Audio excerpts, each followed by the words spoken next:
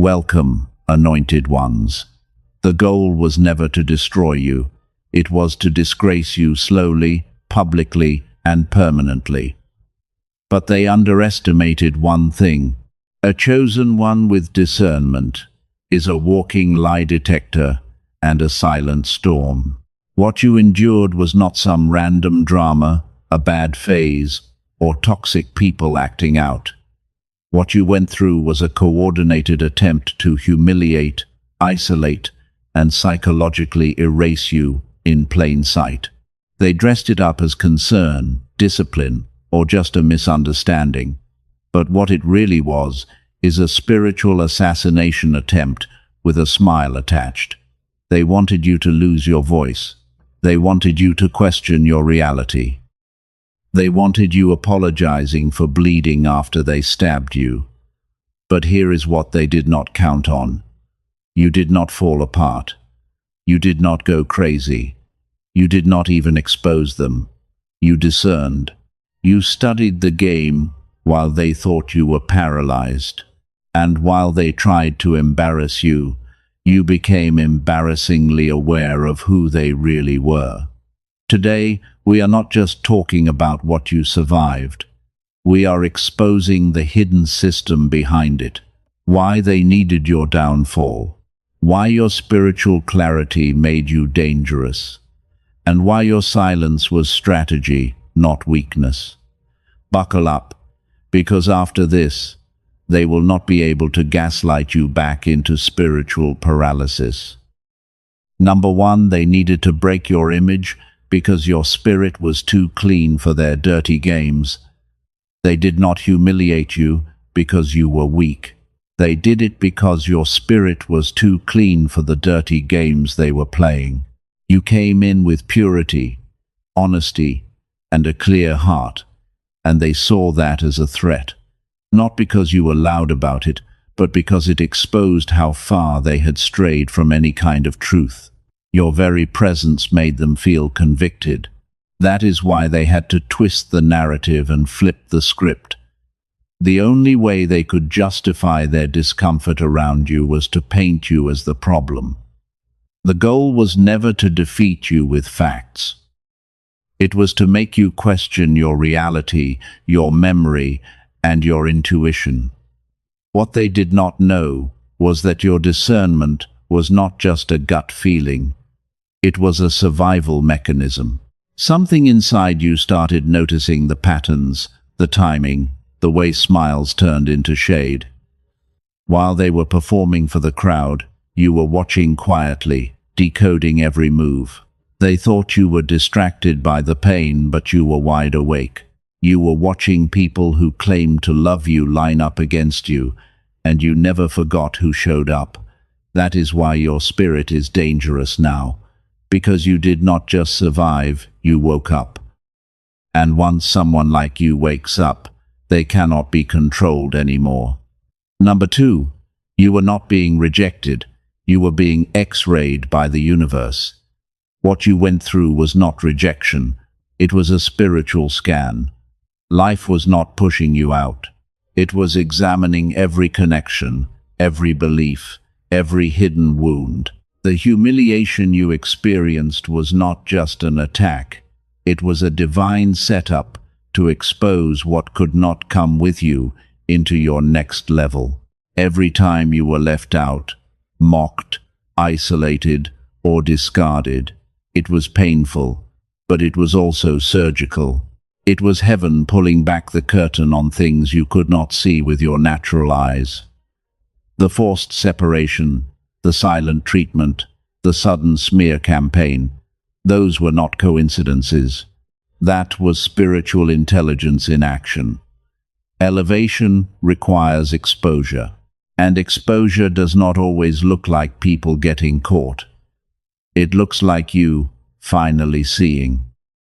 The ritual of humiliation had to happen in public, so you would stop making excuses for people in private. That is why it had to be loud. That is why it had to be messy. That is why it could not be gentle. Because the truth about your surroundings was too urgent for sugarcoating. You did not lose relationships. You lost illusions. You did not lose opportunities. You lost distractions. You gained clarity. You gained the ability to spot a fake smile. You were not being rejected. You were being revealed to yourself. And you did not get kicked out. You got delivered. Number 3, they did not want you dead. They wanted you living in spiritual paralysis. They never wanted to kill you physically. That would have been too obvious. What they really wanted was for you to stay alive, but drained, doubting, second-guessing everything you know to be true. The goal was your silence, your confusion, your spiritual disconnection. That way they could keep feeding off your energy while you shrank quietly in the background. Some enemies want to destroy you, but others want to contain you. And those are the most dangerous ones. They come in smiling. They offer support while planting seeds of doubt in your spirit. Every compliment has a twist. Every joke has a sting. They study you long enough to figure out what makes you powerful. Then they slowly start convincing you that your power is a problem. You start lowering your voice, shrinking your presence, dimming your light, and you think it is humility, but really it is programming. That is how humiliation works. It is slow, subtle, and meant to wear you down from the inside. It was not about embarrassing you once and moving on. It was about getting you to internalize shame so deeply that you disqualify yourself from the life you were born to live. But here is what they did not see coming. Your discernment kicked in just in time. That gut feeling, that uncomfortable tension, that voice that whispered, "This is not right," even when you could not explain it, that is what saved you. You started noticing the patterns, the energy shifts, the fake laughs, the backhanded comments, and instead of exploding, you observed, you pulled back, you protected your spirit. While they were busy trying to control your perception of yourself, you were quietly remembering who you were. And now they are panicking because the one thing they feared most has happened. You are still alive, and now you see everything. Number 4. Your humiliation accidentally exposed their hidden network of control. The moment they tried to humiliate you publicly, they did more than expose their hatred. They accidentally triggered a whole hidden system. People you never even spoke to suddenly had opinions. Strangers started treating you like a problem. Out of nowhere, there were whispers, smirks, and silent stares, and it made no sense until it did. What you experienced was not just personal betrayal. It was the unmasking of a hidden network that had been operating in the shadows the whole time. A spiritual system of manipulation, gossip, and quiet loyalty to dysfunction. And your awakening set it all on fire. The public humiliation was supposed to isolate you, but it did the opposite. It exposed them. It showed you who had been silently watching, who had been secretly talking, who had been pretending to be neutral while feeding the fire. The same people who said they were not involved were suddenly very invested in tearing you down. That is not coincidence, that is coordination. And they did not coordinate out of power, they did it out of fear. Fear that you would say something that could not be unsaid. You became a mirror, and none of them wanted to look into it. So, they chose humiliation to turn attention away from themselves. But in doing so, they showed their hand. You did not just survive the ritual, you decoded it. Number 5, discernment is not a trait, it is a survival weapon for the chosen. Discernment is not just some spiritual gift you casually carry around. It is your built-in survival system. For a chosen one, it is the difference between walking into a setup or walking away with your soul intact. Your discernment is not soft. It hits like an internal alarm, like spiritual radar picking up on things people have not even said out loud yet. People do not understand how you know things before they happen. They call you too sensitive, too suspicious, or judgmental. But that is because they have never had to survive betrayal, wearing a friendly face. They have never been in rooms where they were the unknowing target of quiet sabotage. You have. So your discernment sharpened out of necessity, not preference. You felt shifts in tone, hesitation in speech, tension in the silence. You felt the vibration change when lies entered the room. Your escape from their traps was not luck. It was real-time divine data being downloaded into your spirit before your mind could explain it.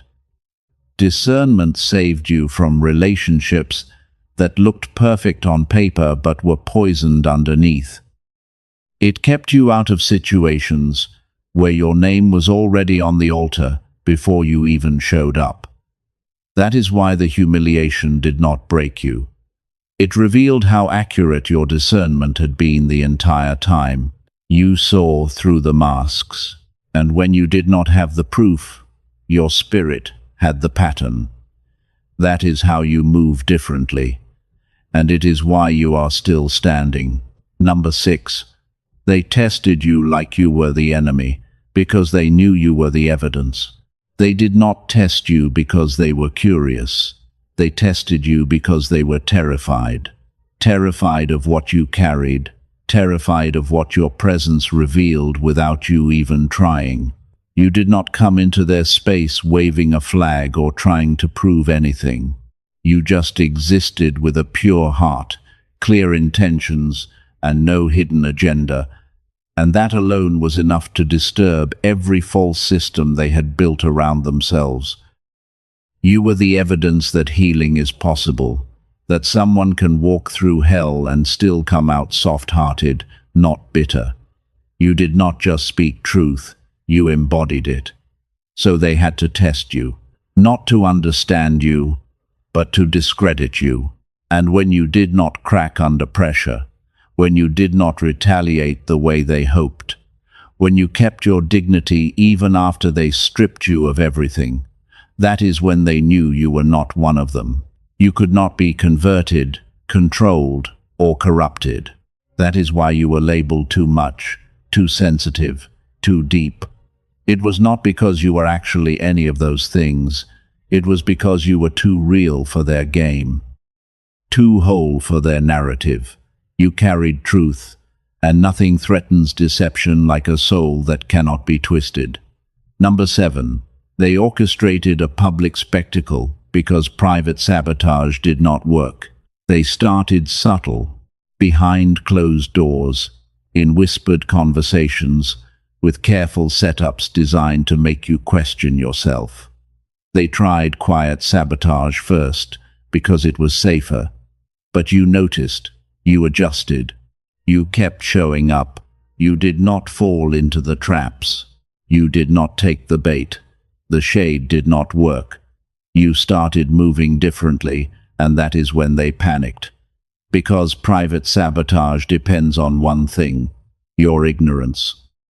But once you started paying attention and calling it what it was, even just in your spirit, they lost their grip. So they had to change the strategy. If quiet damage could not destroy you, they figured public humiliation might. They made a show out of your name, exaggerated your flaws, pulled your past into conversations that had nothing to do with the present. It was about volume, loud enough to drown out your version of events. But instead of breaking, you endured. Instead of hiding, you got stronger. Instead of defending yourself with noise, you let their performance expose itself. And it did. What they did not expect was how many people would start noticing the pattern, the obsession, the lengths they were going to. Because when someone works that hard to destroy someone who is not fighting back, people start asking questions. The same stage they built to shame you ended up spotlighting their obsession. Number 8. You were meant to drown in shame, but you learned to breathe under psychological water. They did not just want you embarrassed. They wanted you emotionally crushed. The goal was not just to make you look bad in front of others. It was to make you turn on yourself. They wanted to bury you in shame so deeply that even in a quiet room, your mind would replay their attacks like a broken record. Psychological suffocation dressed up as drama, but you did not drown like they hoped.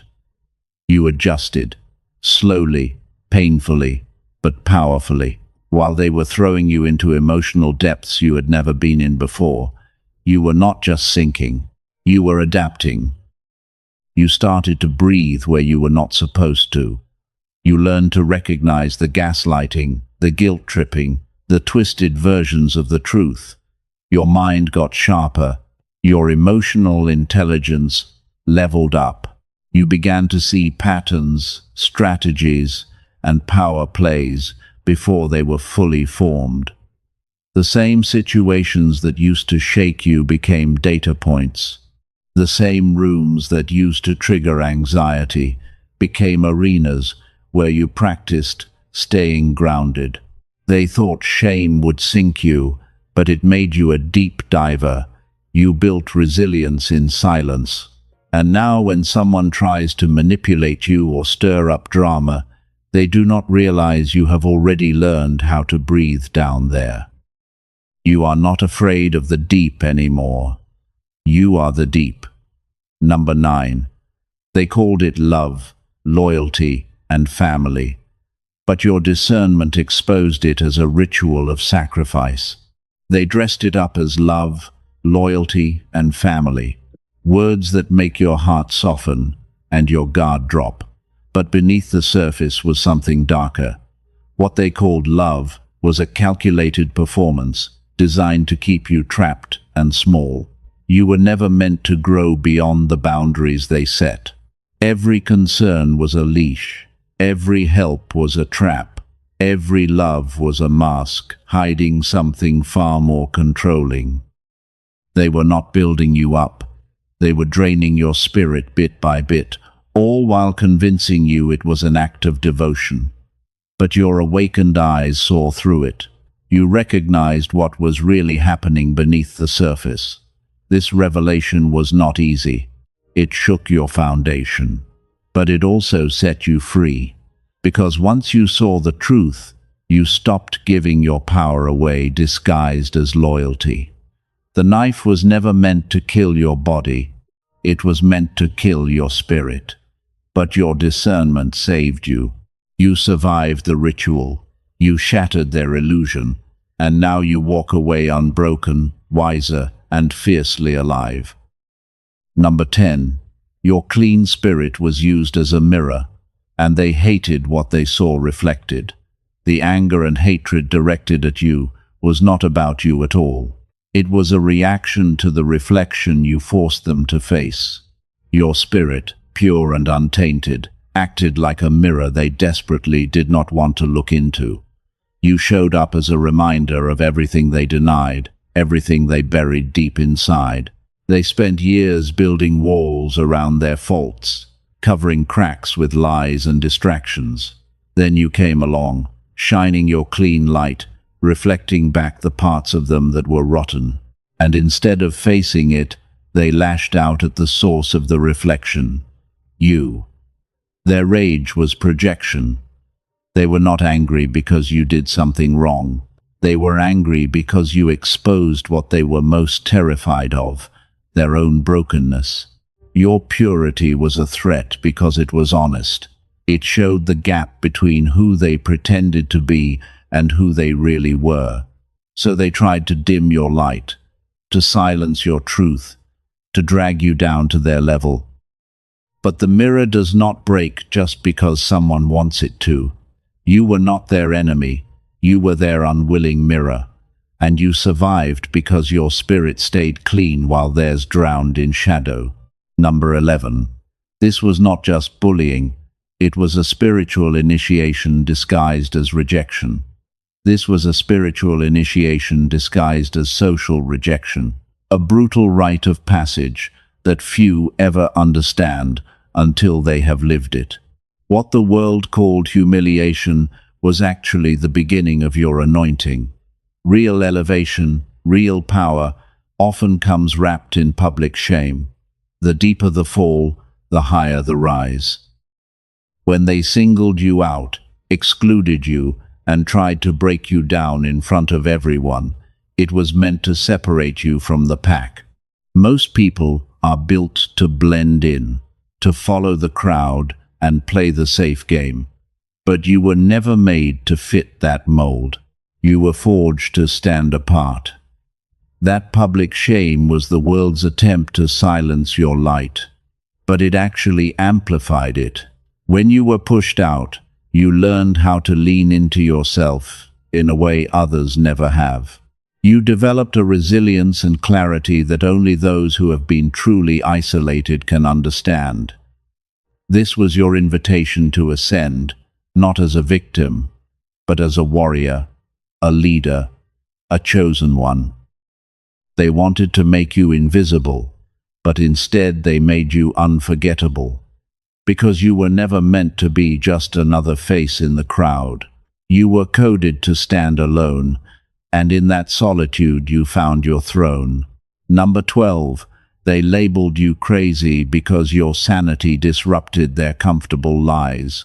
They slapped the label of crazy on you like it was a weapon designed to keep you locked away in the shadows. Paranoid, emotional, sensitive, delusional. Those words were not honest descriptions. They were shields to protect the fragile illusion they had built around themselves. Calling you crazy was their way of isolating you, cutting you off from anyone who might listen. Discredit the messenger, so the message never gets heard. But the truth is, your so-called crazy was really just their way of saying they could not control you. They hated that you would not fall in line, that your discernment was too sharp, too real. You did not just question their stories. You saw through the cracks in their facades and refused to pretend everything was fine. They labeled you emotional because your feelings exposed their cold games. They called you paranoid because you refused to ignore the patterns they were weaving. Now their silence is the loudest thing in the room. It is fear disguised as calm. They are quiet because they know the truth is on your side, and they are losing their grip. They labeled you crazy to hide their own weakness. But in reality, your sanity is the mirror reflecting their lies back at them. If this message spoke to you, if it stirred something deep inside, then do not keep it to yourself. Hit that subscribe button and join a community built on truth, resilience, and breaking free from the chains that hold us back. Like this video to show you are ready to rise above the lies and shame. Drop a comment below, share your story, or even just one word that resonates. And if you know someone still trapped in that cycle, share this video with them. Together, we are not just surviving, we are rewriting the rules. God bless you.